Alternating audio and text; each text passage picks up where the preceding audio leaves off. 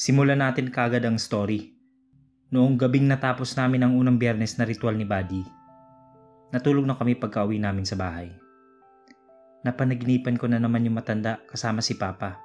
Sa panaginip na yon, sinabi ng matandang ermitanyo na kailangan mapuntahan ko ang isang kuweba dahil may bagay daw doon na dapat mapasa kamay namin. At nagsalita rin si Papa na sa kanya daw yon. Itinago niya sa kuweba na malapit sa baybayin. Doon niya inilagay para walang makakuhang iba. Matagal na daw niya yon inilagay doon. Hindi nila sinabi kung anong klaseng bagay yon. Basta ang naaalala ko lang, dapat mapasa kamay namin. Ibig sabihin, hindi lang ako ang dapat makakuha ng kung anong man na bagay na yon. Pagka umaga nun, nagkausap kami ni Buddy na pasikretong pag-uusap, kaya dumistansya kami sa labas ng bahay. Nagkwento si Buddy sa akin kaagad na may napanaginipan siyang matanda na puti ang buhok at puti ang balbas para daw itong pulubi.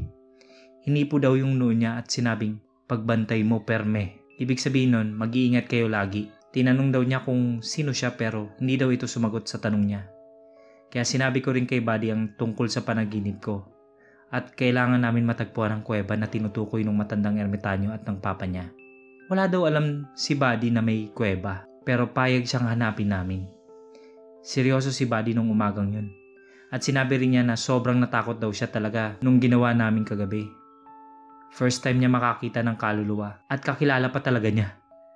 Hindi na ako nagulat kasi taga doon si Buddy. Malamang kilala niya yung ibang kaluluwa na andun nung time na yun. Sinabi ko kay Buddy na may 8 Biyernes pa na natitira bago siya makumpleto ang pagsubok. Kaya nagtanong na rin siya. "Pwede tayong minom basta hindi lang Biyernes, di ba?" Natawa ako. "Oo naman, Buddy. Magagawa mo lahat ng gusto mo basta wag lang sa araw ng Biyernes. Lalo na't hindi mo pa natatapos ang pagsubok mo. Pero kapag natapos mo na lahat, kahit Biyernes pwede na." Pagsabi ko sa kanya, ang laki ng ngiti niya.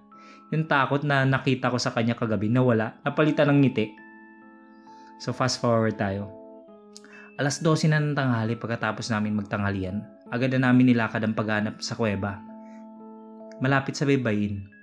Ilang metro lang naman ang baybayin sa bahay ni Buddy. Dadaan sa likod ng may mga mangroves tree. Kailangan mo lang bitbitin ang tsinelas mo dahil maputik. Kada apak namin, hanggang tuhod yung putik. Daan-daan lang kami sa paghakbang. Nung marating na namin ang baybayin, sinimulan na naming suyurin ang mga gilid. Mababato at maraming mga puno. Halos mag-iisang oras kami sa paghanap. At napagod na kami. Gusto ko na sumuko nun eh. Nagpahinga muna kami at nagyosi. Humingi si Buddy ng isang stick. Nakakapanibago, hindi nagyosi si Buddy. Talagang lasinggero lang talaga siya eh. Maya-maya pa, nagpatuloy kami sa paghanap. Maluwag kasi yung baybayin dun sa lugar nila. At may napansin siyang parang may makapal na mga halamang madahaw na nakadikit sa isang bangin. Inakyat namin ito ng bagya at nung malapit na namin ito, "Ito na yata ang kuweba, Buddy. Ito na talaga yun." Sabi ko na nakangiti. Hindi namin tinanggal ang mga daon na nakatabon. Baka kasi may makakitang iba eh. Inawi lang namin yung bagya yung mga daon para makapasok kami. Kinuha ko yung cellphone ko at ginamit ang flashlight nito. Maliit lang naman yung kuweba, maskip. Hindi nga kami makatayo, nakayuko kami lagi habang kinakapa namin ang mga sulok-sulok nito at nahanap namin ang isang bagay na nakabalot sa plastic. Kinuha namin ito at lumabas na kagad. Nagbiro pa si Buddy na may ahas daw sa aming likuran. Dahilan para magmadali kami at nauntog ang ulo ko. Sakit yun, men. Pero ang bilis ng kalma, nadula si Buddy paglabas kaya nagkasugat yung tuhod niya. Nung nasa labas na kami, tiningnan namin kung ano yung laman.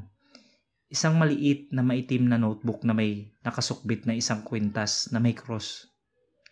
Yung nakasulat sa notebook, mga Latin at mga drawing na may anghel. May dasal para sa araw ng mga patay, para sa Semana Santa, at mga ritual meron din pangontra para sa mga masamang elemento. Alam ko na ang ibang dasal pero yung iba, tsaka ko palang nalaman. Si Buddy isunod yung kwintas na cross. Habang pauwi na kami, biglang may sumigaw sa amin ni Buddy. "Mga puting tupa!" Lumingon kami ni Buddy. Isang binatilyong parang taong grasa. Tinatawanan kami ni Buddy. Binalikan namin ito. "Ano sinabi mo?" Tanong ko sa kanya pero sumabat si Buddy. "Sabihin mo pa ulit yung tatamaan ka sa akin," banta ni Buddy. Halatang napikon siya sa sinabi ng binatilyo. Tinawanan lang kami, bigla siyang nagsalita. "Amigo lang tayo, mo kasuko." Sabi nito na sinamahan pa ng malakas na tawa. Umalis na kami ni Buddy at hinayaan na lang parang baliw kasi. Iniwan namin ito ng tawa. Bago pa kami makarating sa bahay, bumili kami ng emperador para hindi magtaka yung partner ko at mga kasama namin sa bahay. Pagdating namin, andun na si Moy at si Erwin, yung mga bilas ko. Kaya sinimulan na namin kaagad ang inuman. Nag-video okay pa kami nun. Habang kumakanta si Buddy, biglang may pumalakpak sa pintuan. Yung binatilyo na lakas mga asar sa amin ni Buddy. May kakaiba talaga sa kanya. Parang hindi talaga siya normal na tao. Abagan nyo lang ang karugtong ng story. Mahaba na kasi to. Salamat, God bless.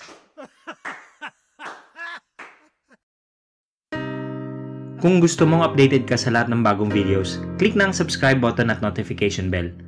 Maaari ka ring makatulong sa channel sa pagpunta sa Patreon page, yung link nasa description, kung saan pwede ka magpadala ng pera sa channel. Maski $1 or 50 pesos per month napakalaking tulong na po.